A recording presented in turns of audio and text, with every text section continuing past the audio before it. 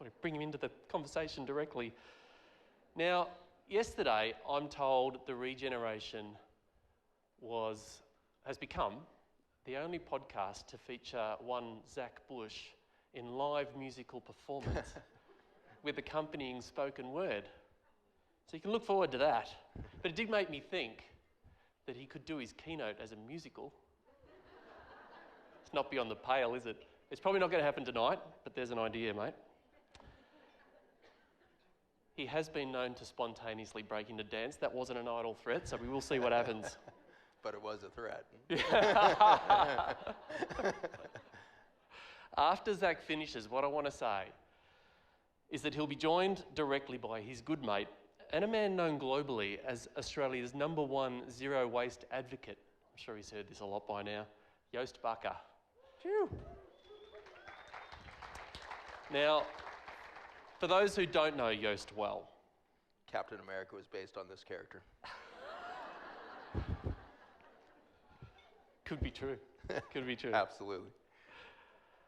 He, in 2012, opened the world's first zero-waste restaurant, Silo. I was in Melbourne at the time. It was such a thing at the time. And it seems like a while ago now, because more recently, there was Future Food System, a zero-waste, productive house that demonstrated the potential of our homes to provide shelter, produce food, and generate energy right in the heart of Melbourne CBD. And delving into that, just last year, Joost's instantly award-winning film, Greenhouse, premiered around the country. You can stream that online and you can host community screenings of it still too. He's an artist as change maker, said Dan Barber. Rarely have I met someone so preternaturally talented that he also changes the culture with his work. So we can look forward to Zach and Joost up here in conversation directly after Zach finishes. But right now, here is the man that probably didn't need an introduction a couple hours ago. Thank you. He definitely doesn't now. Would you give a massive hand to our guest of honour tonight, Zach Bush, MD. You guys going to give me a time keep? Is there a time warning?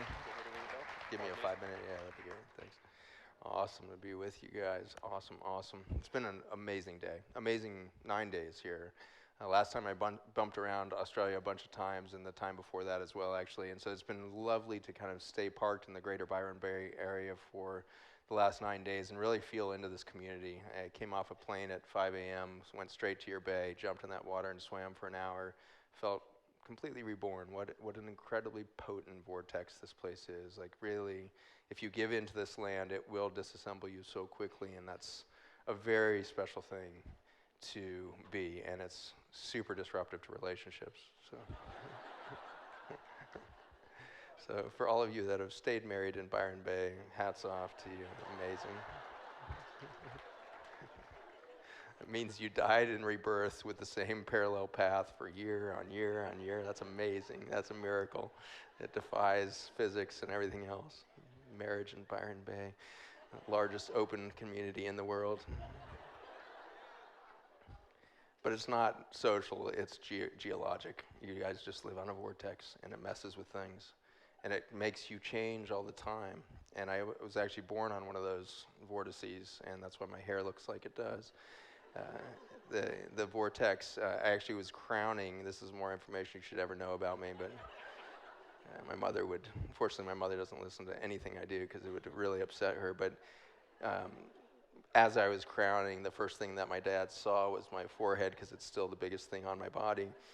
And as I'm crowning, he looks down and he sees these two calyx going opposite directions. And he looked at my mother and he said, "I don't know if it's a boy or a girl, but it's going to have terrible hair its whole life." So my mother's last push was actually a cry for help. Because she has beautiful hair, and she was like, "What's gone wrong?" All right, where was I? I was talking about where I was born. Boulder, Colorado. I was born in Boulder, Colorado, which was an interesting vortex of change in the late 60s. And it's so interesting how the world turns, that in our deepest wounds, sometimes the antidote is so evident. And as we dig deeper into every wound, we find out the antidote is in every wound. And so we need to stop withdrawing from the horror of being human, and we need to dig deeper into that wound to find the antidote. And in my own life, I just want to reflect on one of those antidotes that now I can look back and say, I think a great tragedy on this planet seeded something in me that I could become the person that I've become today. And that tragedy was the Vietnam War, which I was born towards the end of the Vietnam conflict, which was a 25-year war. And during that time, we dumped more organophosphates on the planet than it had ever existed in all of history over that 25-year history. And that organophosphate was called Agent Orange. And we dumped that largely on Cambodia and North Korea in an effort to make literally turn barren the most verdant jungles on the planet so that we could see the Ho Chi Minh Trail so we could kill people more effectively. It turns out that the Hmong people are the indigenous people of Cambodia that were destroyed most viciously by all of that Agent Orange destruction, the cancers, the burned skin, the horrors. And many of them moved around the world in a refugee status, and it turns out that this group of people landed in my government housing in Boulder, Colorado, where my parents were living and where I was just a kiddo, 3 years old. And I was there for a few years growing up in low-income government housing, two crazy hippies as parents, and surrounded by the Hmong people. And the Hmong people taught my mother how to garden. And we had this community garden outside of the government complex or adjacent to it that was across this kind of gnarly drainage ditch. And the drainage ditch was skirted by like this little 2x8 plank that I don't know how many decades it had been sitting there. But we would walk across this long plank to get over to the community garden side. And then these Hmong women in their Cambodian embroidered dresses down to the ground would squat in the middle of each of their 10-foot circumference gardens with a stick that was just long enough that they could knock the tomato worms off everything without getting out of their squat. And they would squat there all day long telling stories of their homeland to keep themselves grounded in reality despite the horrors that they had witnessed. And they survived by telling each other stories of where they come from. And they were in communion, in story, over gardens. And so in this strange way, this little boy grew up in this little vortex, and my laboratory would someday explain the exact mechanisms of human biology breaking down under the force of organophosphates that would transition at the end of the war from Agent Orange to glyphosate, the most insidious of the weed killers on the planet. At the height of the Vietnam War, we were dumping a few million tons of that chemical into those jungles every year, turned it into a moonscape, a tiny little part of the world, but it was devastating. Today, in this world, we dump 4.2 billion pounds of glyphosate into our global soils and water systems. And like Agent Orange, the organophosphate of glyphosate is water soluble. And so now in the United States, 85% of our air that we breathe is contaminated with this chemical. 85% of the rainfall is contaminated with this chemical. And so we're busy, checking boxes to say that we're growing organic food, but the reality is in the United States and almost every other developed nation now, you are eating and drinking and breathing and dancing in the rain in glyphosate. And so it's a weird little thing that these Hmong people might have planted in my family, in my heart, something about gardens, something about the horrors of organophosphates, but something about the power of story to help us survive the wound of being human. And so I honor the women of the Hmong people for having seen the devastations of their lands that just today are barely recovering, who saw the destruction and maiming of their own grandchildren and children, who told the story of a life they remembered to their surviving families so that they would persist. And that same story can be told for indigenous survivors all over this planet. The horrors are so deep, and yet the antidote is inside of that broken heart. I've been on a long, winding journey on my spiritual development and have probably shared more than that than welcome maybe on some podcasts and stuff that you guys have caught. But I've tried to be as vulnerable as possible to tell people just how freaking chaotic it can be to continue to let go of who you think you are and what you believe in the world so that something else can come through, something brighter, something bigger can come through. And I started to gain trust in that through the regenerative movement we've been on for the last 10 years as companies and nonprofits and the rest, because nature never dumbs itself down. Every time death occurs, every deep wound that occurs births something more intelligent, more beautiful, more biodiverse every single time. It's writ somehow in the fabric of nature that it will get better and it will get more beautiful. And you guys heard me last year speak of these things. The palms and the ferns that dominated this planet needed to go through an extinction so that they could reimagine their entire genome to create wildflowers and deciduous trees. And that happened. Ferns imagined into reality wildflowers and deciduous trees that did not exist without the collapse of themselves. They had to die to reimagine themselves. And the planet became so beautiful. Reptiles dominated this world as the only dominant macro fauna on the planet. And in their death, they imagined blue whales, dolphins, birds, and perhaps even humans. We come out of the genetic imagination of the last extinction. Just close your eyes and stop looking at me for a minute and just look into your own hearts and minds. I want to introduce you to yourself a little deeper.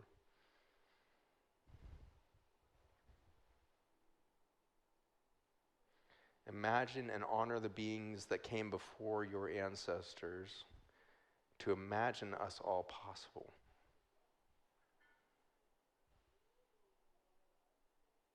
Let's just hold the ferns as a family in our hearts and give deep gratitude for just a few seconds to the ferns of this planet, the palms of this planet, that they would imagine our grasslands and forests and wildflowers into existence.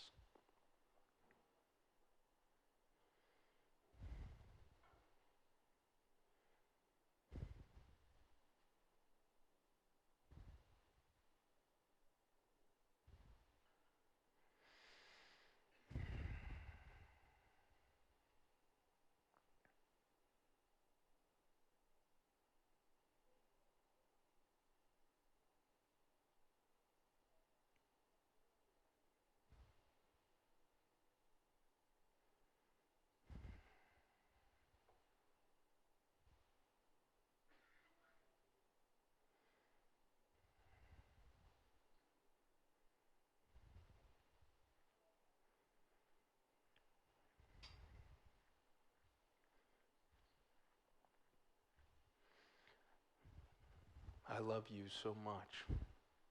I love each one of you so much for showing up right now, showing me the imagination of what we might call God, the expression of nature, the collective creativity of all of nature speaking the next thing into existence, and it was you.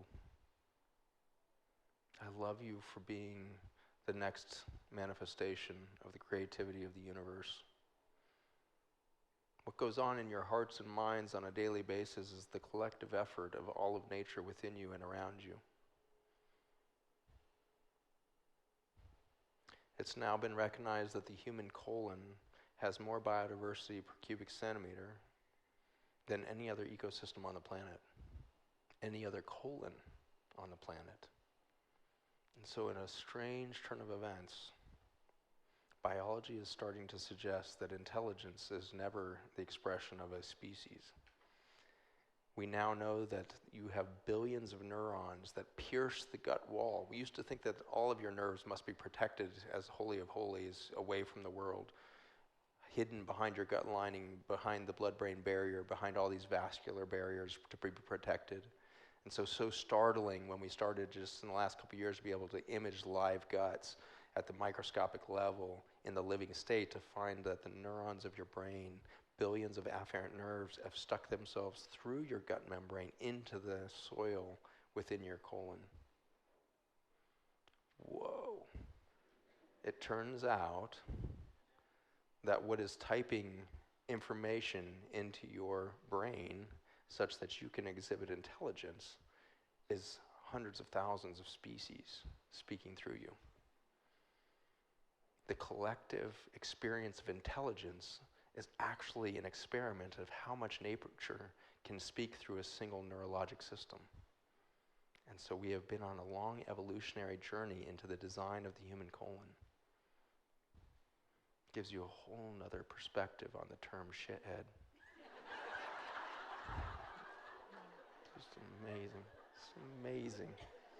Such deep wisdom out of third graders. Amazing. Learned everything I needed to know on the third grade playground.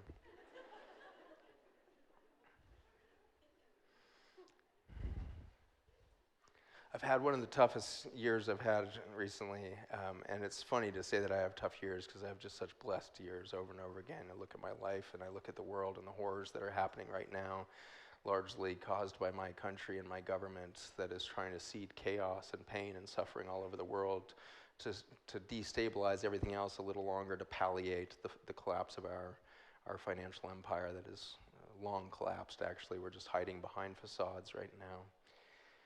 And it's very painful to watch my intelligence agencies rush around the world and seed wars and create havoc and pit humans against one another at such deep levels that we would radicalize children to kill children. That's what my country's up to right now. And I look into my life and I'm just embarrassed that I somehow am still in the shadow of the empire and the day-to-day experience that I have driving around in a car, filling up with gas. These are my mundane things in the world that are still echoes of the horrors that a people's afraid that it's separate from nature has created in the world. But this last few months has been particularly challenging for me, and I've gone through a few times in my life where I start to just kind of yearn for the next chapter, and I kind of want to be the oak tree that falls on the forest floor, and a year later, the oak trunk is actually genetically sequenced to hold 100,000 species. It goes from one species to 100,000 species in 1 year on the forest floor. And there's moments where I'm ready to be that oak and fall over and just support the next life, because I can't figure out in that moment why I would persist. I've experienced everything I have. My kids are all grown up. They're amazing. They're doing their lives. They're doing their marriages. They're doing this stuff. Grandkids, amazing. Got all kinds of stuff that just, you start to wonder, why would I stay around for anything else? I think I've had it. Maybe I can give this body back into the humanity and let it ride whatever it can into this thing. But for whatever reason, I keep waking up in this body. And I know I have freedom at the highest level. I could let go of this thing at any time. I have the ability to do that, I believe. And yet there's something that I don't know, that my higher self knows, that keeps me here longer. And this year I found out that it was keeping me here long enough at least to experience what I've experienced in the last few months. And this happened in an unusual circumstance. My life was really kind of radically upended about 5 years ago, and the words that are going to come out of my mouth next aren't here to try to trigger your religious beliefs or your religious traumas, whatever you might hold. They're just to give you a framework of my journey and what that had. So if the words and names don't resonate with your religious or spiritual worldview, transmute those into the words that make sense to you. But for me, I grew up in that hippie church in Boulder, Colorado, which was an interesting church because it was actually started by Teamsters out of Detroit, that were horrified by the hippie movement. And they were like, this is the end of the United States of America, that we actually came from Ireland to set up Detroit and the whole car industry to be ingenious, industrious people, and these freaking hippies are laying around the streets in dirty clothes, having sex and free drugs, and this is the end of our country. So these big Teamsters, tough dudes come down from Detroit to save the hippies. And so I was in a church that was to save the hippies, which is so great. I just kind of still love the irony of my whole situation in Boulder, because I could have just been a hippie church in Boulder, but no, I'm a Teamster church trying to save the hippies in Boulder, and that's where I was born into. So I was the first kid born in this church, kind of in its first couple years of its expression. And so I thought I was, and it was an amazingly spectacular church in that the theology was deeply studied, and by the time I was 12, I was able to give sermons, and we had studied the Hebrew, the Greek, the layers. It took us a year to get through each book of the Bible, which, if you haven't read the Bible before, they're relatively short chapters, but take us a year to get through one of those chapters of the Bible because we had looked at it from every single angle and tried to dissect it all. And so by the time I was a pretty young teenager, I felt like I knew Scripture forwards and backwards, upside down. My favorite thing was like to see the Jehovah's Witness out there, something like that. Oh, bring it on, man. Body shop.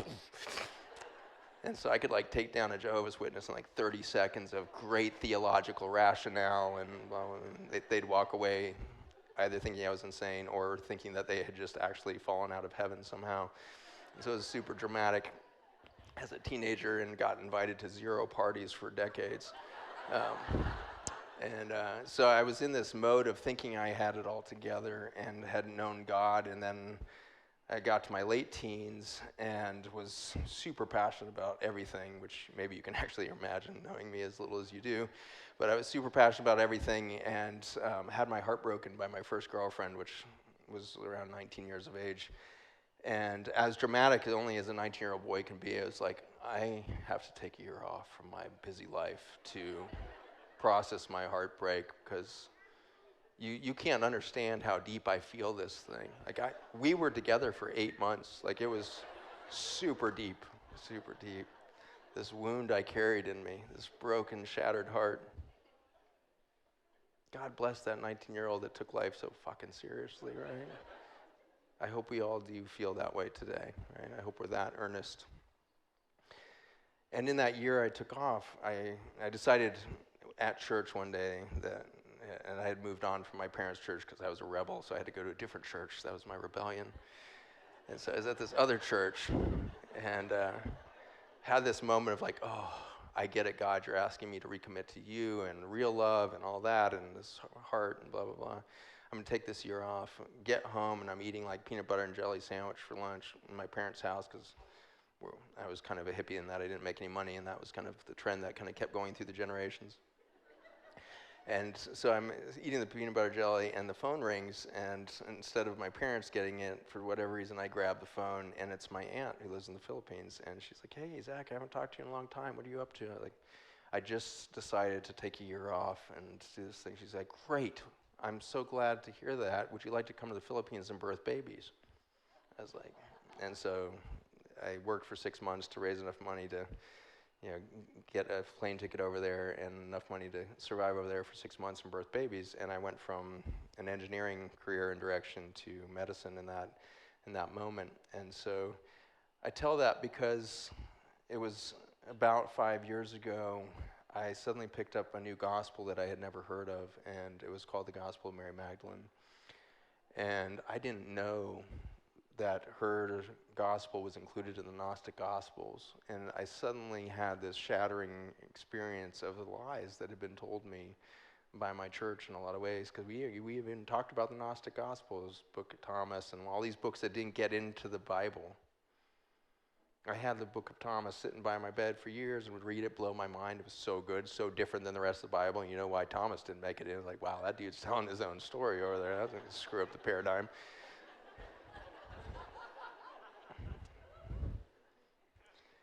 And then I picked up this Gospel of Mary, and it's missing the first 6 pages. And every single copy ever found, all the way back to the oldest copies found in the Dead Sea Scrolls, first 6 pages are missing. Somebody censored every single freaking copy that had ever been written of that gospel, but not the first 6 pages only. There's also a middle 4 pages missing. The same 10 pages missing from every one of her recorded writings. Part of me is sticking around to become the channel that she can speak through, because I want to know what was that good that got Zuckerberg to travel back in time to somehow censor Mary Magdalene. Just stunned by the just sheer effort of billionaires and their dedication to the suppression of the feminine archetype.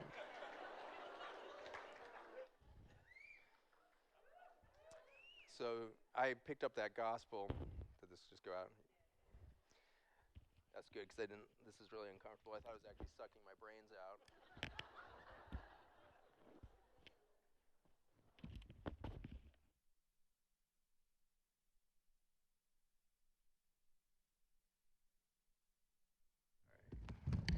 told you I was a thread about the whole scripture thing. All right. All right. It's all coming untucked, sorry. Chapter 1.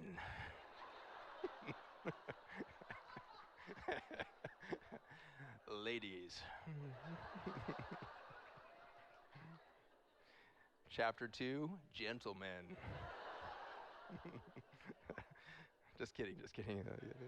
Two of them almost got up and left. Where the hell was I? Okay. Mary Magdalene. I don't plan out any of my talks. Does that surprise you? Like, is that coming as a shock right now? Like, nobody ever knows where this is going. Mary Magdalene, I picked up that gospel, and it was like a nuclear bomb to just layer after layer of realizing that I interpreted the divine yet again, as I had all of reality, through a wounded masculine lens. And seeing my source code through the eyes of a woman. No words. So thoroughly discombobulated by that moment, and read it 3 or 4 times over a couple months period, and each time got deeper and deeper into seeing myself through the eyes of my own divine feminine within me. And it sparked something that was at that point just irrepressible. I could not stop what was going to happen, and that, not surprisingly, took me to every book that had Mary Magdalene in the title, and I tore apart so much information in those first 6 months, and every book I read just kept, like, it felt like that drink of water after like a long hike where your thermos goes dry halfway, and then you're just like suffering through, and then you get that first sip of water, and that's how I felt as a being of just like, oh my God. I had no idea how beautiful we are. I had no idea how beautiful we could become. Because in all of the work of Magdalene, what you find out is the entire God force has been allowed into the 3-dimensional realm through our collective womb. The distance between my belly button and the floor of my pelvis holds an etheric womb from which I create everything. And she witnessed this in beings a couple thousand years ago, and in being witness to those beings, they did amazing things that got recorded. Only half of the things got recorded because only the men's stories survived. But women and men in that time were witnessing one another through this sensual, truly sexual experience of being alive that allowed them to defy all physics that we understood then, which, remember, was pretty impressive. The Babylonians and then the Greeks and then the Romans were practicing very advanced math. You go through algebra today, it's Pythagorean theorem, it's all the stuff from the ancient Greeks. We haven't really advanced math very much until maybe the last century, from thousands of years ago. And so we knew a lot, and we knew that people should not be walking through walls, and we knew that people should not be able to be brought back from the dead. And this wasn't done with a Christ story, this was done repeatedly. People were coming back from the dead. How is that possible? What is going on? What her gospel revealed is that our biology is the highest technology that this earth and perhaps this cosmos has been striving to create. The cosmos has been striving to create a vessel by which in 3 dimensions in finite time, the creative force of God, the universe, could speak through to bring about the beauty that it felt it was capable of being. And so as I dove deeper and deeper into this feminine archetype of where are we, who are we, what the heck are we, it took me into the Course in Miracles, which I've spoke from probably last year with you guys as well, but it's just worth noting that in the 1960s, a crazy woman downloaded a massive tome of wisdom that has inspired women from all over the world to write hundreds of books through that same channel. It's one of the most extraordinary examples of an individual who opened a pathway, or something opened in her a pathway that other women around the world would be able to tap into. And one of my best friends, Nook Sanchez, is one of those women who's written 7 books through this channeled information, this source of information that, in her experience, is from like pure divine masculine. And so the divine masculine speaking through women all over the world to show us what the world would present if the masculine wasn't wounded. And then it took me 10 years of running around the world talking about the romantic idea that the feminine archetype was rising and the feminine archetype was our new future and all this, to this humbling and fascinating reality that we would be just as devastated if it was just the feminine archetype as we have been for thousands of years with just the masculine archetype. It took the divine feminine to show me how beautiful the divine masculine could be. And I think I fell in love with myself a bit more over that period of time. And it's something I'm still struggling to do, is to fall in love with the pure potential within me that has both. And that's the Course in Miracles in a nutshell. We will finally create that metamorphosis into the butterfly when the divine masculine and feminine is married within each of us, within each individual. And so what is the regenerative movement? Because it's very scary when we start to get to this part of the bubble of social change when we think we've achieved something. And I think back to my parents, honestly, in 1969, 1970. I mean, by the end of 1968, we knew that it was the end of the world because the Americans had just assassinated another Kennedy and Martin Luther King in the same few months period. And so we were doing the worst things, and we were seeing Woodstock, and we were seeing this revolution of awareness that love was greater than all things. And so this generation that had rejected all of the previous things, by 1982 would be creating the largest strip malls in the world, would create Wall Street in its next iteration, would create the whole military-industrial complex that would start to ravage the world, created the military pharmaceutical industry and its marriage around small chemicals. And then by 1996, that generation would literally become the ones to put GMO into mainstream. And so what happened? We thought we had reached some consciousness, and we stalled out. And so this is my caution to all of us today, is it may feel like the revolution is done. It may feel like we've reached this incredible new pinnacle, but I fear what we could create if we just say that the old stuff was bad and this is good. What we see in the stories of history is that mankind continues to bring itself to its knees for as long as we keep looking outside of ourselves to complete ourselves.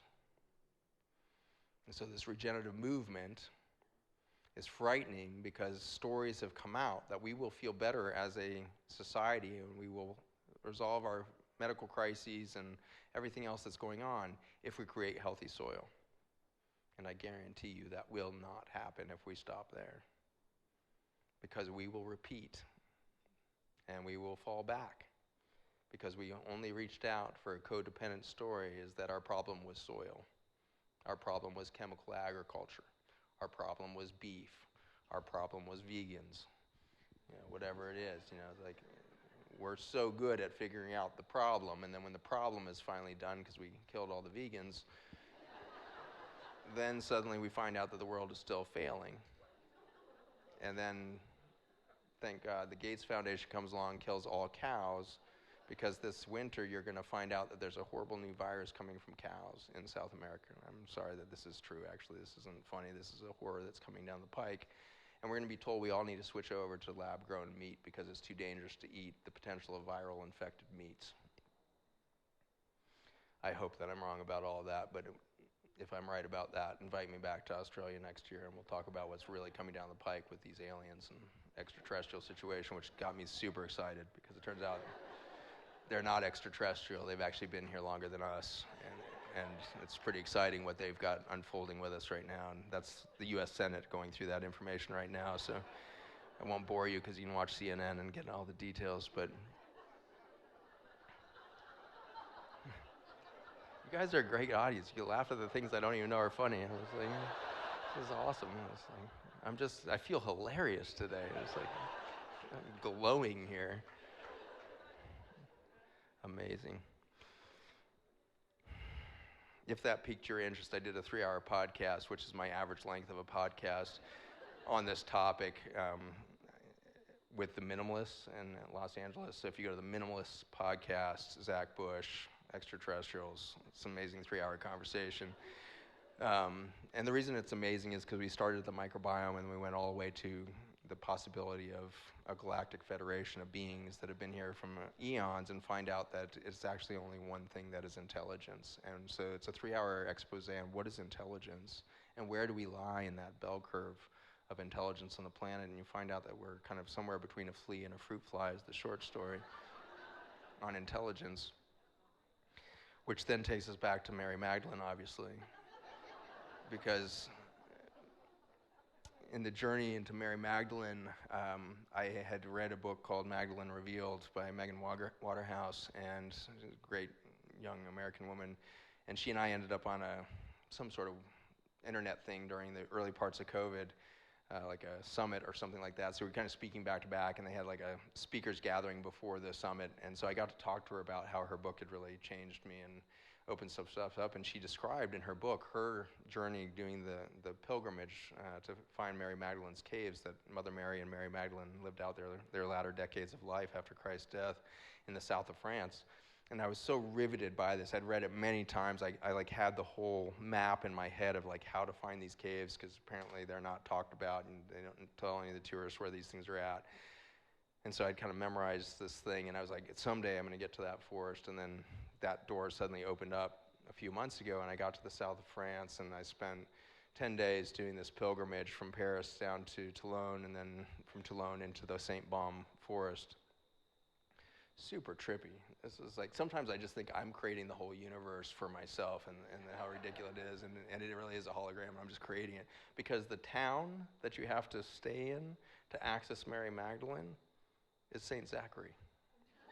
Totally freaking weird. I'm like, nobody told me that. Like, I was suddenly like, I wonder if other people come here and it's like St. Bob. Like, it felt like one of those candid camera things where they're like, he thought that it was actually St. Zachary.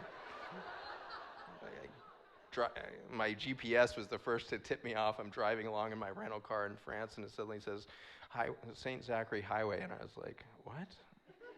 St. Zachary Highway, and then like all the signs start becoming St. Zachary. And so I've got, my favorite one is the Super Zachary, which is what they call the grocery store in St. Zachary. And so I've got my selfie in front of Super Zachary. It's just like, oh my gosh. Of course Mary Magdalene would put herself right there. Woo! Cozy up, girl. Get a piece of this action, I tell you. St. Zachary coming in.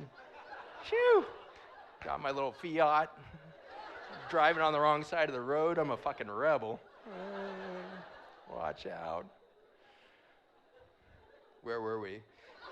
St. Zachary. Going to the Saint Baume forest, and all this part can be edited out of the whole camera stuff, because this is like, actually didn't intend to tell you all this, and so now it's coming forward. I'm like, I'm not sure the public is ready for this, but you're not the public, you're my family, so you're going to get it, but we'll try to spare the rest of the audience. The next couple days there in that forest, I was looking for these caves, and my colleague who had made this trip kind of possible because her family had a home near here, she'd been to the place before and gone to do the pilgrimage, and she took me to this literal like cathedral that's built into the largest cave in this crystalline mountain range that's just above Marseille off the ocean. When you're on top of the crystal range, you can actually see the ocean out in the horizon. But this deep forest, the Saint Baume forest, is where the Marys lived. And into these cliffs are these vaginal caves that were formed in nature, and they are the best geometry and anatomy of a vaginal canal. Each one of them so perfect in their design. It's as if you're doing a speculum exam as a gynecologist. It's just like, wow, this is like the biggest exam in the world, and you get this really amazing experience. But my friend didn't know that those caves were there, because she just figured it was the cathedral, it was the things, and I'm like, okay, where's the caves now? And she's like, well, that was the cave, the thing. We went through the cathedral. I'm like, no, there's the secret caves in there. And she was like, really? So I managed to get us lost for the next 3 days, wandering through the St. Baum forest, and we got separated many times. The forest really was an enchanted space, and I became isolated many times during this journey within this forest, and at one point, thinking I was going to maybe just give sacred gratitude to the divine feminine once I found these caves, instead I walked into this tree that perhaps embodied, or at least in my experience, Mary Magdalene showed up in this space in some sort of very physical presence within this tree and undid me in grief.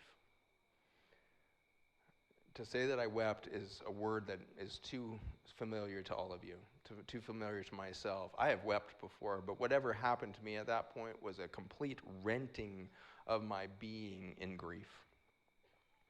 The deepest grief that I ever hoped to feel was in those next hour or two, like tearing my skin against this tree, just coming apart. And the message over and over again is, this is what love feels like. This is what love feels like. This is what love feels like. And I would break again. This is love what feels like. And I would break deeper, and something else would rip loose, and this is what love feels like. By this time in my life, I had let go of 2 incredible marriages, which were the most important experiences of my life. 2 of the most amazing women on this planet were willing to stand beside this human that was going to deconstruct itself over and over again. And Rachel, my first wife, gave me the most incredible latitude, but she also was a driving force of change in my spiritual worldview. And she was the one that really pushed harder to get us out of our crystal box that we had been raised in. Her dad a pastor, my dad a pastor.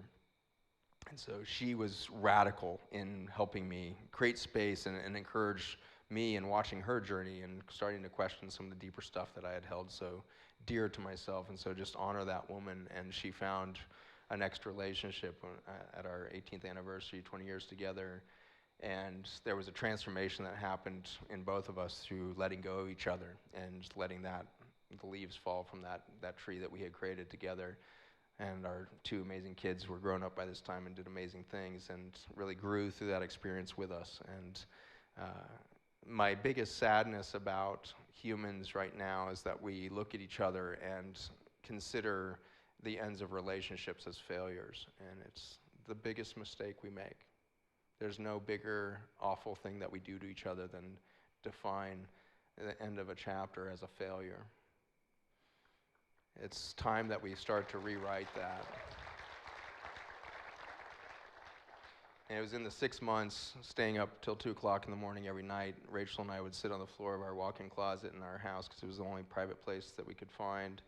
And we fell in love completely over those next 6 months and figuring out how to let go of each other. And I saw a woman that I did not know existed because I had been loving, to the best of my ability, a memory of that woman that I had married 20 years earlier. And that's a daunting thing that I can tell you in now experiencing the grief that is the way that love feels, is that the person next to you that you hold most dear, which might be a spouse, it might be a child, it might be a grandmother, it may be a business, it may be your car, it may be your matcha in the morning. But whatever you are clinging to and you love the most is probably, unfortunately, you are probably the person that knows that person less well than anybody else they meet in a day. Because you don't see them right now. You remember them from all of the amalgamation of all the things that have happened between the 2 of you. And so this is how we find ourselves lonely in long relationships, is we find ourselves loving each other's pasts. And we don't know who is standing in front of us. And for that, we don't know who we are standing in front of our spouse. And so the challenge to all of us in long-term relationships now is to let the relationship die every night you fall asleep, so that you can wake up and wonder, who the hell is sleeping next to me this morning? Who is that guy? Breath is similar breath. But my gosh, I wonder what dreams that being dreamed last night. I wonder what upgrades they got overnight. I wonder what happened in their dreams.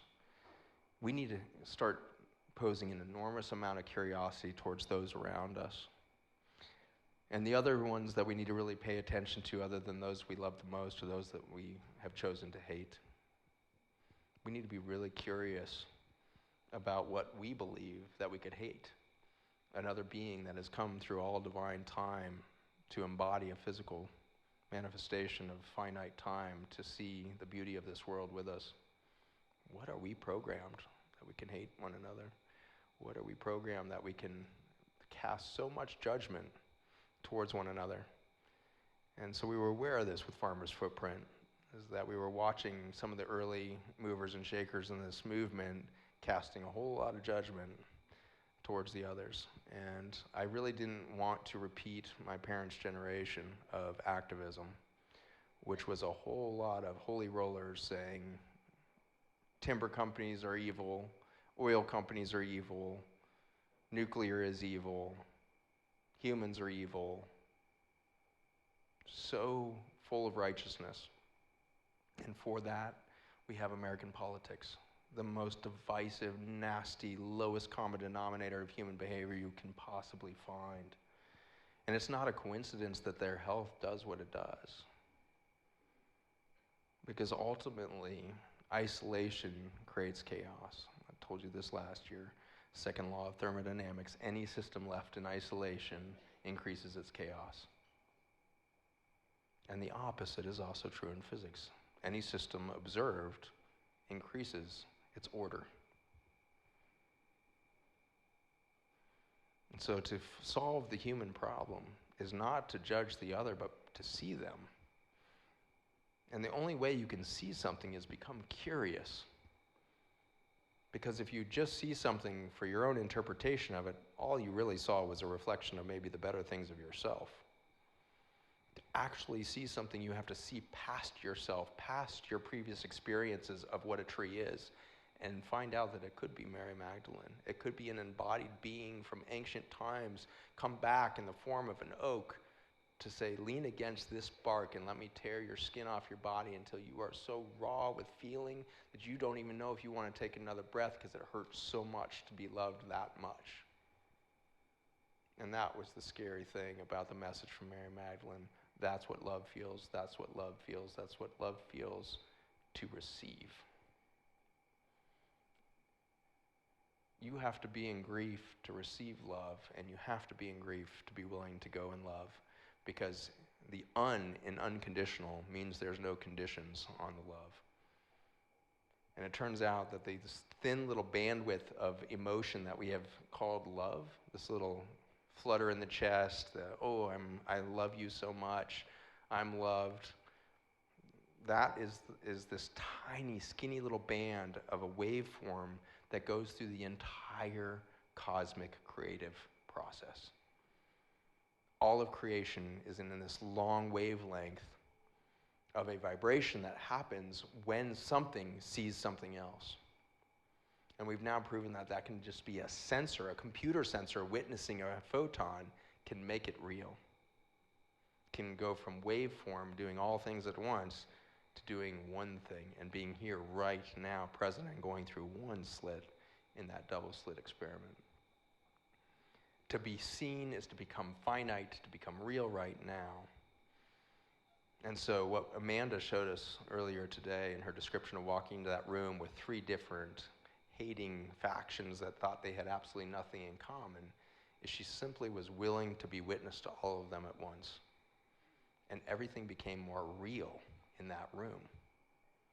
Because just before that, everything was in chaos, unseen, systems isolated, individuals isolated, viewpoints isolated. So there was chaos in the room that she was sensing and being like, oh no, what did I do? And then somebody came up to her and she said, you did this. You saw all of them and you witnessed the value of every one of them and you brought them into this room. And she said, oh yeah, I can see them. And suddenly the room got real. All we have to do is be witness to one another. And so I ask that you be witness to me and my country in these next few years as we go through a deep, deep destruction. It's already well on its way. Have mercy on us, because we're going to do horrible things, but it's because we fear, not because we have forgotten how to love. My country is pretty amazing. My country has really been pushing for a couple hundred years the belief that every single person is important. Every single person is sovereign. We're not behaving that way right now, but the ethos beneath that country really did begin and will end at that belief, and we will rebirth out of that wound the antidote to everything, which is not to find out that every person is just important. Every person is the whole. Every person deserves to complete themselves. So this is where we are. Did that bell mean 5 minutes? Is that what that meant? Sometimes I wonder if other people are hearing what I'm hearing. Did everybody hear that bell? Mary Magdalene on my shoulder here. As usual, I get to the end of a time with you guys, and I wonder if anything has come through in words, and I kind of doubt it has, that anything that's going to make sense when people look back at this video and they're like, you spent 8 hours waiting for that situation. And yet, there's something that transpires between us, and I can feel it, and I know you received something through the energy that's in this room. And I want you to know that very much like a human being spoken through by that myriad of biodiversity, my general experience in front of every audience is that you all are speaking through me. And we don't need to think about what that means anatomically, but just think about the fact that you guys are pulling something out of me every time I stand up now, because I feel empty at this point. I've got nothing left to really show the world anymore. I've done my doingness. Lots of companies, lots of things, lots of times in ICUs, lots of celebrations of my children, the whole thing. And in my emptiness, I find myself more and more amazed by what wants to flow through me rather than from me. And I appreciate the opportunity to let you flow through me today. The things that you guys say in my ear when you hug me just dumbfound me. You guys are transforming yourselves. I want you just to all know that. Too many people are attributing your transformation to something you heard from me. I just want you to know that that was you hearing yourself. And you know I'm right, because every talk I give, everybody's like, oh my God, you blew my mind 7 times. I knew everything you said before you even said it. I was like, well, then I didn't blow your freaking mind. You already knew it. And so all I'm doing is opening up a mirror to you of what you already know in your hearts and minds, of who you are, what you came here to do, what you came here to reveal, and what we are all called to witness in one another now. Deep curiosity, you all, for what's sitting next to you, who you lay next to, who you sit next to, who you breathe with, who you share that meal with. And if we will go deep enough, we will stop repeating the pattern. And we will honor the masculine just as we will honor the feminine as it has stood its ground. I don't believe the feminine needs to rise. That's become a catchphrase you hear in every festival. And we can now tell goddesses because they wear fishnet stockings and this weird gold thing around their upper arm, and that means they're a goddess. And it's really sad because without the combat boots and without the gold weird thing around their arm, they actually are goddesses. And that feminine has never diminished. I want you all to know that the feminine archetype does not need to rise because it has never lowered itself. It has stood its ground through millennia of abuses and suppression by the masculine that is so wounded it's afraid that it cannot serve the glory of the feminine within us. If you weren't so frightening because of your refusal to be diminished, the wounded masculine would not have had to try so hard to suppress you. You are undiminished. So just be.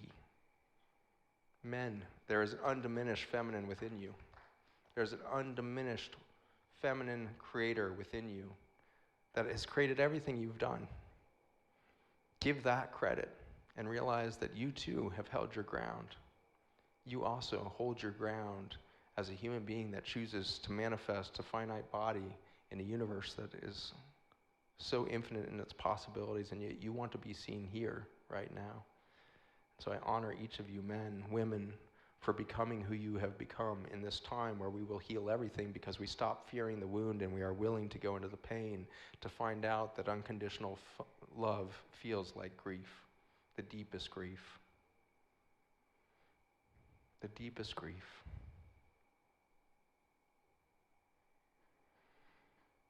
My grief comes out of my unconditional love for humans who have chosen the place that we are in the cosmos.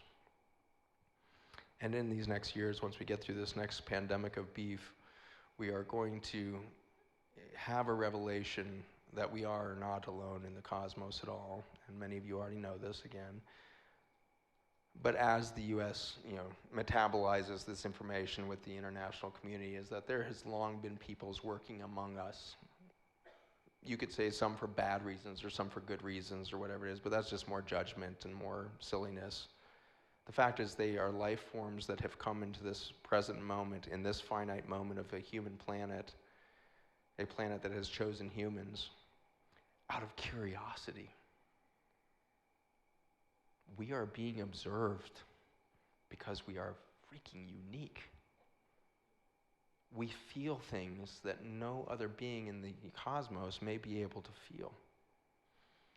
And there's some interesting studies starting to be done at that cosmic level to suggest that, oh my gosh, there's a chakra system within the universe.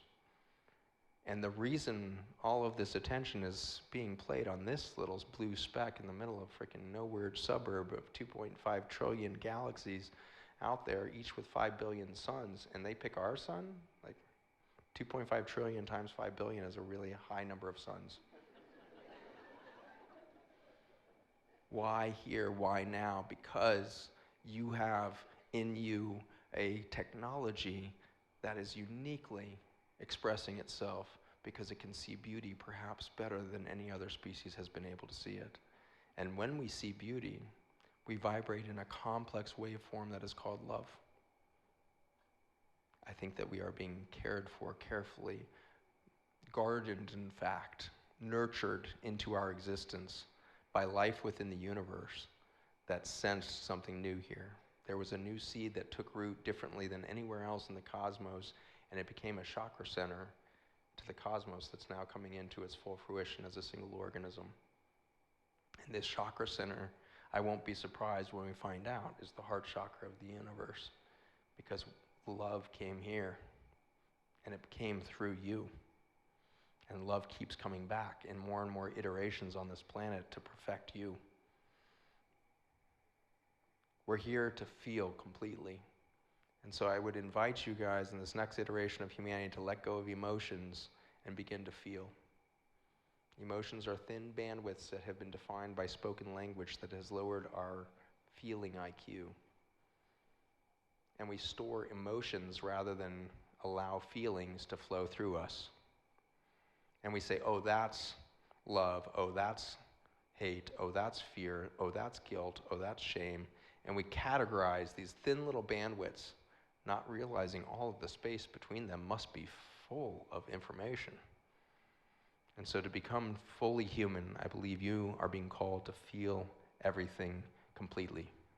Stop defining what you feel and simply acknowledge what it feels like to be you.